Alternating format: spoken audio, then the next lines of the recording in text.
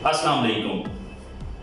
Commerce girls channel में खुशामदीद। मैं हूं आपका टीचर उमैर और आज की ये जो सेकंड क्लास है इसके अंदर हम डिस्कस करेंगे important MCQs of income tax definition. जो आपका चैप्टर है इनकम टैक्स डेफिनेशंस, जो डेफिनेशंस ऑफ इनकम टैक्स है उनसे रिलेटेड जो आपके इंपॉर्टेंट एमसीक्यूज हैं वो हम डिस्कस करेंगे, जो आपके यूनिवर्सिटी के एग्जाम्स में आपको हेल्पफुल होंगे।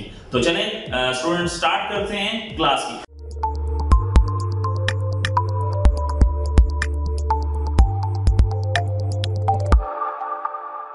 Welcome back students. जी स्टूडेंट्स, आज की इस सेकंड क्लास के अंदर हम डिस्कस करेंगे definition of income tax law से रिलेटेड जो इम्पॉर्टेंट हमारे एमसीक्यूज हैं वो आज हम इस सेकंड क्लास के अंदर डिस्कस करेंगे। तो आज इस क्लास के अंदर मैं आपको 31 इम्पॉर्टेंट एमसीक्यूज बताने जा रहा हूँ जो आपके एग्जाम्स के हवाले से बहुत हेल्पफुल करेंगे। और ये जो 31 एमसीक्यूज होंगे ये सारे के सारे MCQs definition of income tax जो हैं उनसे रिलेटेड होंगे। इससे जो प्रीवियस लेक्चर था हमारा उसके अंदर हमने हिस्ट्री ऑफ इनकम टैक्स जो है उससे रिलेटेड 21 एमसीक्यूज डिस्कस किए थे जो इम्पोर्टेंट हैं। वो आप वीडियो जो है वो देख सकते हैं। आज जो सेकंड लेक्चर है हमारा उसके अंदर हम डिस्कस करेंगे 31 इम्पॉर्टेंट एमसीक्यूज जो कि हैं डेफिनेशन ऑफ इनकम टैक्स से रिलेटेड। तो चलें स्टार्ट करते हैं लेक्चर नंबर 2। तो आज हमारा लेक्चर नंबर 2 है, इसका एमसीक्यूज नंबर 1 जो है आज हम डिस्कस करने जा रहे हैं। एमसीक्यूज नंबर 1 है Which one of the following includes agriculture income? Option क्या है? नंबर 1 ऑप्शन है income from fisheries, land revenue assigned to जागीरदार। नंबर सी ऑप्शन है इनकम फ्रॉम फ्लोर मिल और नंबर डी ऑप्शन है इनकम फ्रॉम मार्केट्स।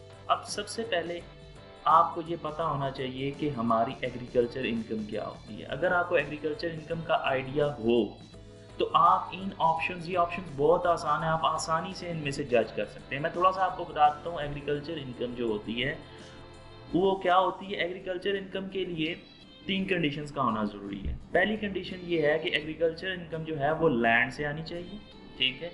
दूसरी चीज़ वो land situated होनी चाहिए पाकिस्तान के अंदर, और तीसरी चीज़ उस लैंड को एग्रीकल्चर पर्पस के लिए यूज़ किया जाता हो। तो यहाँ पे अगर आप देखें तो इनकम फ्रॉम फिशरीज पहला जो ऑप्शन है, इसमें आप फिश जो है वो कोई तालाब वगैरह बनाया हुआ आपने, वहाँ आपने मछलियाँ रखी हुई हैं और उनसे आप जो है ना वो पैसे कमा रहे हैं, तो ये एग्रीकल्चर पर्पस नहीं है। लैंड तो है लेकिन एग्रीकल्चर पर्पस नहीं है, लिहाजा ये ऑप्शन नहीं आ सकता। बी ऑप्शन जो हमारे पास है वो है लैंड रेवेन्यू, ठीक है, असाइन टू जागीरदार। जागीरदार वो होता है जिसकी जमीन होती है, ठीक है, वो जो भी कमा रहा है। अब लाजिम बात है जागीरदार उस पर कोई फसल उगाएगा, ठीक है, उस फसल से वो कटाई करके उसको बेचेगा तो उससे उसको इनकम आएगी। मींस लैंड रेवेन्यू से मुराद जमीन से आने वाली आमदनी जो भी जागीरदार को आएगी, ठीक है। अब लाजिम बात है ये क्योंकि इसमें तीनों कंडीशंस पूरी हो रही हैं। पहली कंडीशन जमीन से है, दूसरा एग्रीकल्चर पर्पस के लिए वो यूज कर रहा है, ठीक है, और तीसरा जमीन, लाजिम बात है हम ये सपोज करेंगे वो जमीन पाकिस्तान में है, तो ये दूसरा option I think correct option है। तीसरा ऑप्शन देखिए आप, उसने इनकम फ्रॉम फ्लोर मिल है। फ्लोर मिल वाले कोई एग्रीकल्चर का काम नहीं कर रहे, ठीक है, वो आटे को पीस के आगे उसको बेच रहे हैं। और मार्केट्स जो होती हैं उसमें भी कोई चीज़ आप बेच रहे होते हैं, कोई एग्रीकल्चर पर्पस यूज नहीं हो रहा होता। लिहाजा इसमें से ऑप्शन बी जो है वो करेक्ट ऑप्शन है, जो करेक्ट ऑप्शन है बी। नेक्स्ट जो हमारा एमसीक्यूज है वो क्या कहता है, वो कहता है which one of the following is not the part of agriculture income. पिछले में वो ये पूछ रहा था कि एग्रीकल्चर इनकम की एग्जांपल बताएं कौन सी है, इसमें ये पूछ रहा है कि एग्रीकल्चर इनकम का पार्ट नहीं है। एग्रीकल्चर इनकम कौन सी ऐसा पॉइंट है जो एग्रीकल्चर इनकम नहीं है। तो आप पहली चीज डिराइव फ्रॉम लैंड, लैंड से जो भी आएगा वो इनकम फ्रॉम एग्रीकल्चर इनकम होगी, ये तो पॉइंट नहीं आ सकता। दूसरा है लैंड सिचुएटेड इन पाकिस्तान, ये भी एग्रीकल्चर इनकम की मैंने अभी बताया कंडीशन है। पहली मैंने कंडीशन बताई थी लैंड से हासिल होनी चाहिए, दूसरी मैंने बताई थी कि लैंड जो है वो पाकिस्तान में सिचुएटेड होनी चाहिए, और मैंने तीसरी ऑप्शन ये बताई थी आपको एग्रीकल्चर इनकम के लिए कि वो लैंड जो है वो एग्रीकल्चर पर्पस के लिए यूज हो रहा हो। तो ये थर्ड ऑप्शन देखते हैं, land is use for agriculture purpose. तो ये तीनों ऑप्शन जो हैं ये तो डेफिनेशन है एग्रीकल्चर इनकम की, तो ये तो नहीं हो सकते। फोर्थ ऑप्शन में वो कहता है कि land is situated in foreign country. ये आपको याद होना चाहिए कि जो मैंने कहा था लैंड जो है पाकिस्तान में होनी चाहिए, अगर किसी लैंड आपकी फॉरेन में है तो ऐसी इनकम जो होगी वो एग्रीकल्चर इनकम नहीं होगी। लिहाजा option D is the right answer, कि उसने ये कहा कि कौन सी ऐसा पार्ट है जो एग्रीकल्चर इनकम का नहीं है, तो D is your correct answer. Next point पे चलते हैं, MCQ number 3, which one of the following is not a part of accumulated profits। अब accumulated profits आपको अगर पता हो, accumulated profits का मतलब ये होता है वो तमाम profits जो कंपनी हर साल जमा करती रहती है। अब ये accumulated profits जो होते हैं मींस इसको कहते हैं जमा शुदा मुनाफे, ठीक है। वो मुनाफा जो कंपनी अपने शेयर होल्डर्स को नहीं देती, बल्कि वो प्रॉफिट का पार्ट जो कंपनी अपने पास सेव कर लेती है, रिजर्व में रख लेती है, ऐसे प्रॉफिट के पार्ट को कहते हैं एक्यूमुलेटेड प्रॉफिट। तो वो कहता है which one of the following is not part of accumulated profit. तो एक्यूमुलेटेड प्रॉफिट का पार्ट नहीं है। जो मैंने कहा एक्यूमुलेटेड प्रॉफिट वो होता है जो प्रॉफिट हम डिस्ट्रीब्यूट नहीं करते, तो जो डिस्ट्रीब्यूट कर देते हैं वो डिविडेंड होता है। तो वो यहाँ पूछ रहा है कि कौन सा पार्ट एक्यूमुलेटेड प्रॉफिट नहीं है। तो पहला उसने कहा डिस्ट्रीब्यूटेड प्रॉफिट। डिस्ट्रीब्यूटेड प्रॉफिट का मतलब ये है कि आपने प्रॉफिट डिस्ट्रीब्यूट कर दिया। तो मैंने कहा एक्यूमुलेटेड प्रॉफिट होता ये है कि जो डिस्ट्रीब्यूट ना हो, इसका मतलब पहला ऑप्शन नहीं है। दूसरा ऑप्शन उसने कहा अनडिस्ट्रीब्यूटेड प्रॉफिट। तो अनडिस्ट्रीब्यूटेड प्रॉफिट जो होते हैं ये एक्यूमुलेटेड प्रॉफिट होते हैं। सी ऑप्शन में कहता है डिस्ट्रीब्यूटेड कैपिटल, कि वो कैपिटल जो आपने डिस्ट्रीब्यूट कर दिया है। और डी ऑप्शन है कैपिटलाइज पार्ट। कैपिटलाइज पार्ट का मतलब ये होता है कि आपने उस एसेट से कोई एसेट खरीद लिया है। याद रखिएगा कैपिटलाइज का मतलब क्या होता है कि फॉर एग्जांपल मेरे पास सेमे रिजर्व में पैसे पड़े हुए हैं, उस रिजर्व से मैं कोई मशीन खरीद लेता हूँ, तो ये मैंने उस रिजर्व को कैपिटलाइज कर दिया। तो यहाँ जो ऑप्शन है वो ये पूछ रहा है कि कौन सा ऐसा पार्ट है जो एक्यूमुलेटेड प्रॉफिट नहीं है, ठीक है।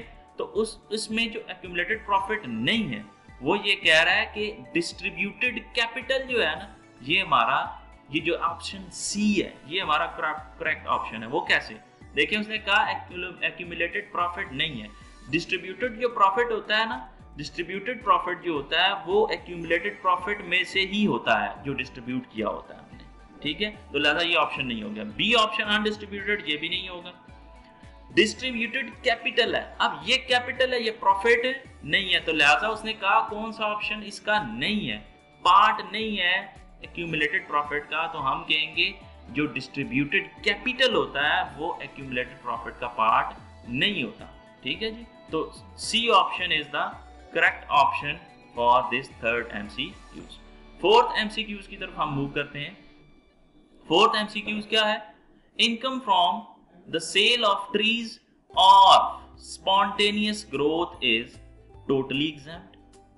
बी ऑप्शन है टोटली टैक्सेबल, और सी ऑप्शन है पार्शली एग्जेम्प्टेड, और डी ऑप्शन है अप टू 80,000 जो है वो दिया हुआ है, ठीक है। अब इसमें करेक्ट जो है वो ऑप्शन क्या है, कहता है income from sale of trees of spontaneous growth. अब आपको ये पता होना चाहिए, एक होती है एग्रीकल्चर इनकम। एग्रीकल्चर इनकम के लिए ज़रूरी ये होता है कि मैंने तीन उसमें शराइत आपको बताई हैं। पहली चीज़ लैंड से होनी चाहिए, लैंड पाकिस्तान में होनी चाहिए, और तीसरा मैंने कहा लैंड जो है वो एग्रीकल्चर पर्पस के लिए यूज़ हो। मैंने तीसरे ऑप्शन में कहा एग्रीकल्चर पर्पस के लिए यूज़ हो। इसका मतलब ये है कि वो लैंड उस पर कोई ना कोई लेबर वर्क करेगी, वो स्पॉन्टेनियस नहीं होगा। स्पॉन्टेनियस का मतलब होता है खुद ब खुद रो, जिसको हम वाइल्ड कहते हैं, जंगली। जैसे दरख्त जो होते हैं जंगलों में वो खुद ब खुद उग जाते हैं। अब ये जो दरख्त है उसको मैं काट रहा हूँ, अब काटने से जो दरख्त मेरे पास आएंगे उसको मैं बेच रहा हूँ। अब मुझे बताएं ये जो बेचने से मुझे पैसे आएंगे, क्या ये मेरे लिए इनकम है या नहीं है? जी बिल्कुल इनकम है। ये किस इनकम में आती है? याद रखिएगा ये इनकम फ्रॉम बिजनेस में आती है, और जितनी अमाउंट होती है आपको सेल करने से वो सारी की सारी अमाउंट टैक्सेबल होती है। लिहाजा B option is the correct option for this fourth MCQs. The correct option is B option. Okay, number 5 पे चलते हैं। हमारे पास 5th ऑप्शन क्या है? Which one of the following does not appears to be a company as defined in as defined in Income Tax Ordinance 2001? वो कहता है इनमें से कौन सी ऐसा पॉइंट है जो कि कंपनी की डेफिनेशन में नहीं आता? कोऑपरेटिव सोसाइटी नंबर 1, नंबर 2 हमारे पास है नॉन प्रॉफिट ऑर्गेनाइजेशन, नंबर 3 है हमारे पास प्रोविजनल गवर्नमेंट, और नंबर 4 है आर्टिफिशियल जुडिशियल पर्सन। अगर आपको कंपनी की डेफिनेशन पता हो तो कंपनी की डेफिनेशन के अंदर कोऑपरेटिव सोसाइटी को भी कंपनी कहा जाता है, नॉन प्रॉफिट ऑर्गेनाइजेशन जो है ये भी कंपनी की डेफिनेशन में आ रही है, और प्रोविजनल गवर्नमेंट को भी कंपनी कहा जाता है इनकम टैक्स के अंदर। तो किसको नहीं कहा जाता कंपनी? आर्टिफिशियल जुडिशियल पर्सन को हम कंपनी नहीं कह रहे। ठीक है, तो option D is correct option. Number 6 option जो हमारे पास एमसीक्यूज का है वो है personal medical expenses incurred by individual are entitled for. Number 1 tax credit, number 2 हमारे पास है deduction for medical allowance, number C है हमारे पास डिडक्शन फ्रॉम टोटल इनकम, और नंबर डी है नन ऑफ द अबव। अब ये जो पर्सनल मेडिकल एक्सपेंस है, याद रखिएगा पहले ऑप्शन में वो पूछ रहा है कि क्या आपको इसमें टैक्स क्रेडिट मिलेगा, टैक्स छूट मिल जाएगी। दूसरे ऑप्शन में वो पूछ रहा है कि आपको मेडिकल अलाउंस माइनस करना पड़ेगा। तीसरे ऑप्शन में वो पूछ रहा है कि आप क्या इसको टोटल इनकम में से डिडक्ट कर देंगे, माइनस करेंगे, और चौथे ऑप्शन में वो पूछ रहा है कि नन ऑफ द अबव। तो याद रखिएगा पर्सनल मेडिकल एक्सपेंस जो होते हैं ये टोटली एग्जेम्प्ट होते हैं। तो टोटली एग्जेम्प्ट जो है वो ऑप्शन ही नहीं है इसमें, तो लिहाजा none of the above is the correct option for this MCQs. ठीक है, option D is the correct. Number 7 जो हमारे पास एमसीक्यूज है, which one of the following person includes active tax payer. वो कहता है इनमें से कौन सा ऐसा पर्सन है जिसको हम ये कहते हैं कि वो एक्टिव टैक्स पेयर है। ठीक है, नंबर 1 ब्लैकलिस्ट पर्सन, जिसको ब्लैकलिस्ट कर दिया गया है। नंबर बी ऑप्शन है नॉन फाइलर, सी ऑप्शन है फाइलर, और डी ऑप्शन है fails to file return within due date, के उसने रिटर्न जमा नहीं कराया ड्यू डेट के अंदर। तो इसमें से कौन सा पर्सन ऐसा है जिसको हम एक्टिव टैक्स पेयर कहेंगे, या वो एक्टिव टैक्स पेयर की लिस्ट में होता है? तो याद रखिएगा जो एक्टिव टैक्स पेयर की लिस्ट होती है उसमें तमाम वो लोग होते हैं जो फाइलर्स होते हैं। तो इसका मतलब ये है कि 7th पॉइंट में हमारा C option is the correct option जो कि फाइलर का है। नेक्स्ट ऑप्शन पे चलते हैं, 8th पॉइंट पे चलते हैं। 8th पॉइंट क्या कहता है? Which one of the following is an association of person. कि एसोसिएशन ऑफ पर्सन क्या है? ठीक है, option 1 is local authority, small company, C option मुदारबा, डी ऑप्शन में हमारे पास है फर्म। तो कहता है which one of the following is an association of person. याद रखें यहाँ ये नहीं कह रहा कि इनमें से एसोसिएशन ऑफ पर्सन जो नहीं है वो बताएं, बल्कि ये बता रहा है, बोल रहा है कि बताएं इनमें से कौन सी ऐसी है जिसको हम एसोसिएशन ऑफ पर्सन कहते हैं। तो एओपी जो होता है जिसको एसोसिएशन ऑफ पर्सन कहते हैं, याद रखिएगा फर्म जो होती है पार्टनरशिप उसको हम एसोसिएशन ऑफ पर्सन कहते हैं इनकम टैक्स। इसका मतलब option D is the correct option for this MCQs. ठीक है, नंबर 9 एमसीक्यूज पे चलते हैं हमारे पास। The term assessment includes. Assessment का मतलब होता है तखमीना लगाना, अंदाजा लगाना। किस चीज का अंदाजा लगाएंगे? अपनी इनकम का, अपने टैक्स का, टैक्स लायबिलिटी का हम असेसमेंट करेंगे, अंदाजा लगाएंगे। सबसे पहले वो कहता है इसमें क्या क्या इंक्लूड है? प्रोविजनल असेसमेंट, जी बिल्कुल होती है इंक्लूड। उसके बाद हमारे पास रीअसेसमेंट, जी बिल्कुल रीअसेसमेंट भी होती है इसके अंदर। उसके बाद हमारे पास कहता है अमेंडेड असेसमेंट, जी अमेंडेड असेसमेंट भी होती है इसके अंदर। कहता है ऑल ऑफ द अबव, बिल्कुल all of the above is the correct option. कि अगर आपको असेसमेंट की डेफिनेशन का पता हो तो असेसमेंट में ये सारी चीजें इंक्लूड होती हैं। तो ऑल ऑफ द अबव जो होता है वो इसका करेक्ट ऑप्शन है, option D is the correct option. Okay, number 10 MCQs. Dividend includes. A option है advance out of capital, B option में है advance out of surplus assets, C option reward for hard work, D option is advance out of accumulated profit. तो सबसे पहले आपको ये पता होना चाहिए कि डिविडेंड जो होता है वो क्या होता है। डिविडेंड याद रखिएगा, प्रॉफिट जो एक्यूमुलेटेड प्रॉफिट होता है उसमें से जो पोर्शन हम शेयर होल्डर्स को दे देते हैं वो हमारा डिविडेंड होता है। तो अगर आप यहाँ पे देखें कि एक्यूमुलेटेड प्रॉफिट में से हम कहाँ अमाउंट दे रहे हैं, इसमें से कौन सा ऑप्शन है जिसमें एक्यूमुलेटेड प्रॉफिट में से अमाउंट दी जा रही है। तो एडवांस आउट ऑफ कैपिटल ये नहीं हो सकता, advance out of surplus assets ये भी नहीं है, रिवॉर्ड फॉर हार्डवर्क ये मतलब रिवॉर्ड फॉर हार्डवर्क आपने किया तो ये तो मजदूरी वगैरह की है तो ये नहीं हो सकता। Advance out of accumulated profit ये हो सकता है, ठीक है। ये जो पॉइंट है हमारा, ये हमारा डिविडेंड के अंदर इंक्लूड होगा। तो option D is the correct option for this MCQ. Okay, next MCQs हमारा क्या बोल रहा है, कहता है 11 एमसीक्यूज के अंदर under the income tax ordinance 2001 an association of persons will be resident. वो कहता है एसोसिएशन ऑफ पर्सन जो है वो रेजिडेंट होगी कब, if its management and control is situated in the tax year. कहता है उसकी मैनेजमेंट और कंट्रोल अगर सिचुएट हो कहाँ पे, उस टैक्स ईयर के अंदर।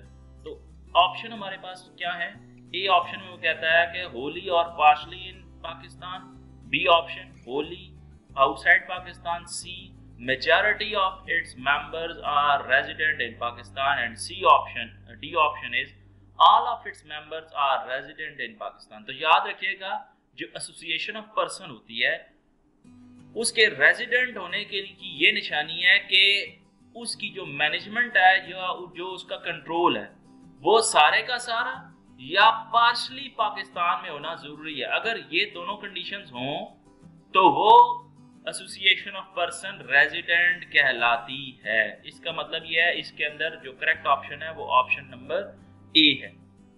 ओके, नंबर 12 जो हमारे पास एमसीक्यूज है, a company will be resident in Pakistan if its management and control is situated in the tax year. वो कहता है अब कंपनी के बारे में बात कर रहा है कि कंपनी को हम रेजिडेंट कब कहेंगे, कि इफ इट्स मैनेजमेंट, अगर उसकी management and control situated in the tax year, wholly in Pakistan, wholly or partially outside Pakistan, C option all of its ये directors है, directions लिखा हो are resident in Pakistan, and D option is majority of its directors are resident in Pakistan। तो यहाँ पे वो 12th option में पूछ रहा है कि आप ये बताएं कि कंपनी को रेजिडेंट कब बोलेंगे। तो याद रखिएगा कंपनी के रेजिडेंट होने की ये निशानी है कि उसकी जो मैनेजमेंट है और उसका जो कंट्रोल है वो सारे का सारा पाकिस्तान में होना जरूरी है। तो option A is the correct option, के सारे का सारा जो कंट्रोल है मैनेजमेंट का वो सारे का सारा पाकिस्तान के अंदर अगर हो तो हम ये कहते हैं वो कंपनी रेजिडेंट कंपनी है। याद रखिएगा, अगर आप ये जानना चाहते हैं कि रेजिडेंट कंपनी और रेजिडेंट एसोसिएशन ऑफ पर्सन क्या होती है तो उसके लिए रेजिडेंट की जो डेफिनेशन है इनकम टैक्स की वो आप जाके पढ़े तो आपको ये मजीद समझ आ जाएगा, ठीक है। तो इसका ऑप्शन नंबर ए जो है वो करेक्ट ऑप्शन है जो 12 है। नेक्स्ट 13 जो हमारे पास एमसीक्यूज है वो ये कहता है dividend income is chargeable to tax under the head. Dividend income किस हेड के अंदर टैक्सेबल होती है, A separate block of income जिसको एफटीआर, सैलरी के अंदर, बिजनेस के अंदर और कैपिटल गेन के अंदर। तो याद रखिएगा जो डिविडेंड इनकम होती है वो सेपरेट ब्लॉक ऑफ इनकम के अंदर हमारी टैक्सेबल होती है जिसको हम कहते हैं ये एफटीआर है, ठीक है। तो एफटीआर के अंदर ये जाकर टैक्सेबल होगी, ठीक है। तो option A is the correct option for this MCQs. Okay, next जो हमारे पास 14th एमसीक्यूज है कहता है income of an association of person is taxable at the rates applicable to which one of the following. कहता है association of person जो होती है उसकी जो इनकम है उस पर जो हमने टैक्स के रेट अप्लाई करने हैं वो इनमें से कौन से हैं, कौन से होते हैं, ए पब्लिक कंपनी के, प्राइवेट कंपनी के रेट, सैलरीड पर्सन के या नॉन सैलरीड पर्सन के। तो याद रखिएगा एसोसिएशन ऑफ पर्संस के जो रेट्स होते हैं वो नॉन सैलरीड इंडिविजुअल्स के रेट्स जो होते हैं वो एसोसिएशन ऑफ पर्सन पर अप्लाई होते हैं। लिहाजा D option is the correct option for this MCQs. Okay, next MCQs हमारे पास जो 15th है, इनकैशमेंट ऑफ लीव मतलब छुट्टियां received by a government employee during the service. अब उसकी सर्विस जारी है, यहाँ वो रिटायर नहीं हुआ, उसकी जो छुट्टियां थी उसने कहा मुझे छुट्टियों के जो मेरी छुट्टियां बची हुई हैं आप ऐसा करें मुझे इन छुट्टियों के पैसे दे दें। तो ये अगर पैसे ले लेता है तो इसका मतलब ये है वो इनकैशमेंट करवा रहा है, ठीक है। तो encashment of leaves received by government employee, government का एम्प्लॉय, याद रखिए अगर गवर्नमेंट का एम्प्लॉय रिटायर हो गया है और रिटायर होने के बाद उसने कहा कि मेरी छुट्टियां जो बची हुई है ना उसके मुझे पैसे दे दें, तो जो उसको पैसे मिलते हैं वो सारे के सारे टैक्सेबल होते हैं। लेकिन यहाँ केस ये है कि वो बंदा रिटायर नहीं हुआ, ड्यूरिंग सर्विस है। तो याद रखिएगा अगर तो वो रिटायर हो चुका था, ठीक है, तो जो उसको पैसे इनकैशमेंट में मिलेंगे वो एग्जैम्प्ट होंगे अगर रिटायर हो चुका था। अगर रिटायर नहीं हुआ अभी सर्विस के अंदर है तो जितनी अमाउंट मिलेगी लीव के इनकैशमेंट की वो सारी की सारी टैक्सेबल होगी। लिहाजा B option is the correct option for this MCQs, totally taxable, ठीक है जी। नेक्स्ट एमसीक्यूज की तरफ चलते हैं। MCQs number 16, under the income tax ordinance 2001 tax includes, income tax ordinance 2001 के अंदर टैक्स के अंदर क्या क्या शामिल है?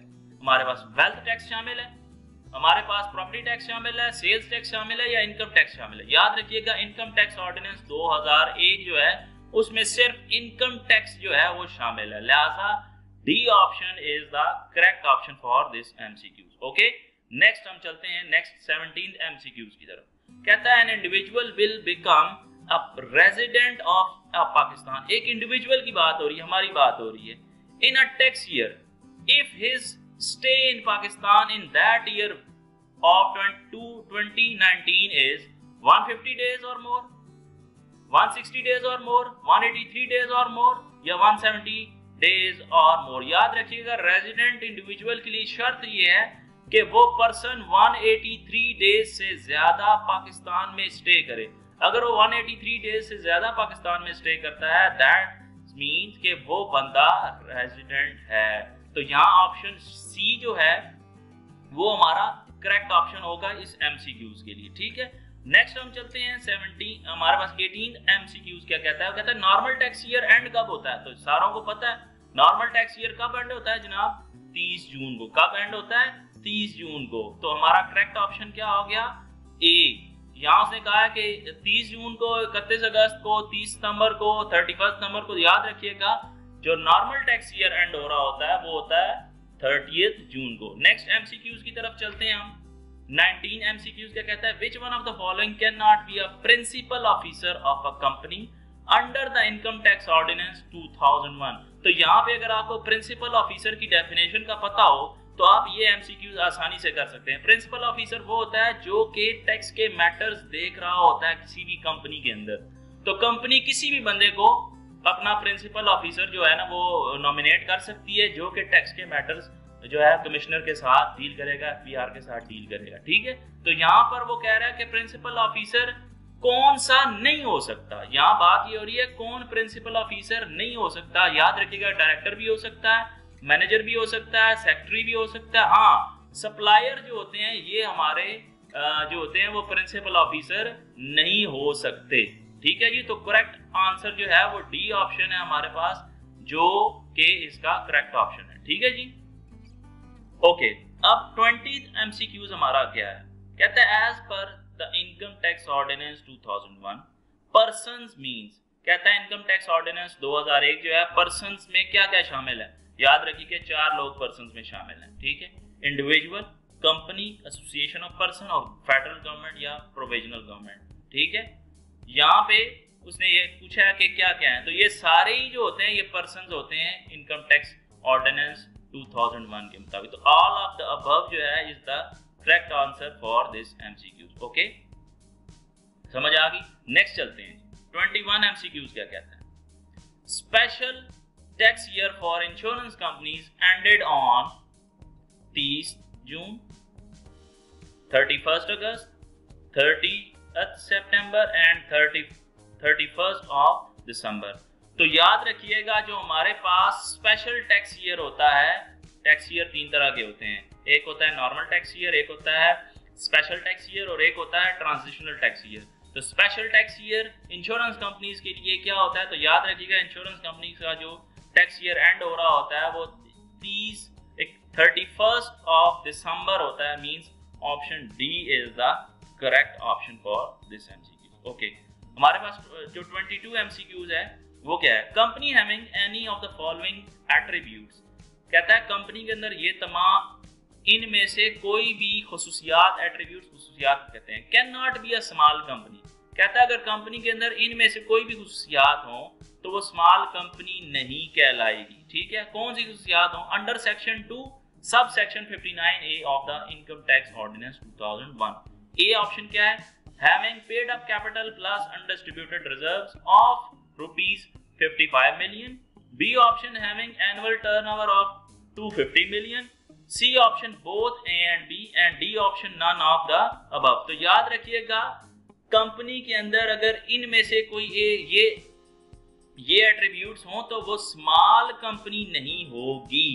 अगर उसका जो एनुअल टर्नओवर है, मींस एनुअल सेल्स, अगर 250 मिलियन जो है उसकी हैं, तो हम ये कह सकते हैं वो स्मॉल कंपनी नहीं है। ठीक है, तो यहाँ बात हो रही है कि वो स्मॉल कंपनी, अगर कंपनी के अंदर ये तमाम इनमें से कोई भी एट्रीब्यूट्स पाई गई तो वो स्मॉल कंपनी नहीं होगी। तो अगर ये एट्रीब्यूट है तो हम ये कहेंगे वो स्मॉल कंपनी नहीं है। आंसर बी जो है इसका ये करेक्ट ऑप्शन है। ठीक है जी, नेक्स्ट चलते हैं 23 की तरफ।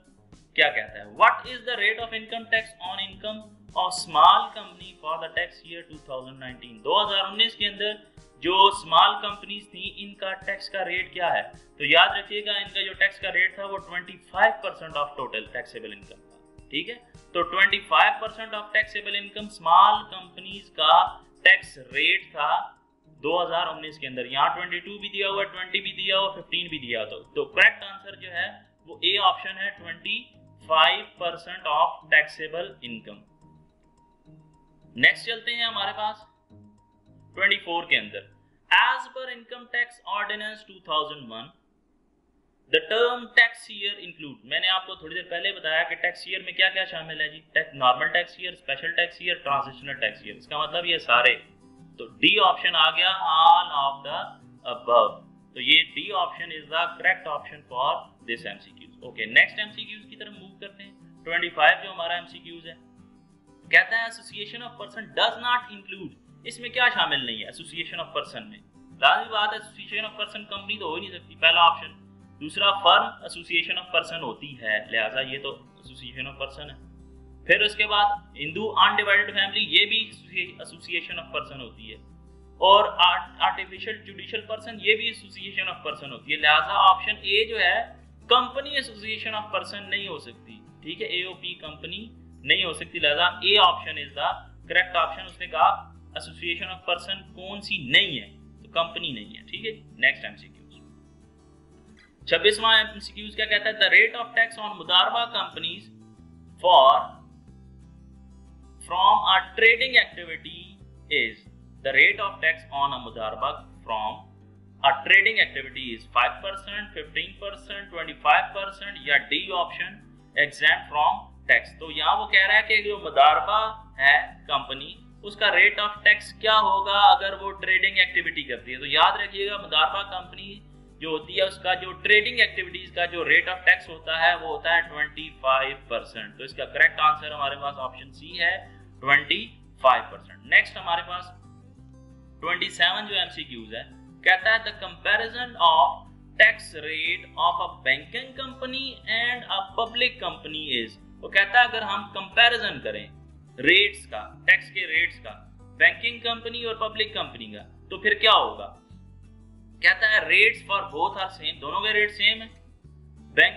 Rate of banking company is more than public company, rate of banking company is less than the public companies, या नन ऑफ द अबव। याद रखिएगा, जो बैंकिंग कंपनी के रेट्स होते हैं वो पब्लिक कंपनी से ज्यादा होते हैं, लिहाजा ऑप्शन बी जो है वो करेक्ट ऑप्शन है कि rate of banking company is more than public company, लिहाजा B option is the correct option for this MCQs. Next हम मूव करते हैं 28 के अंदर।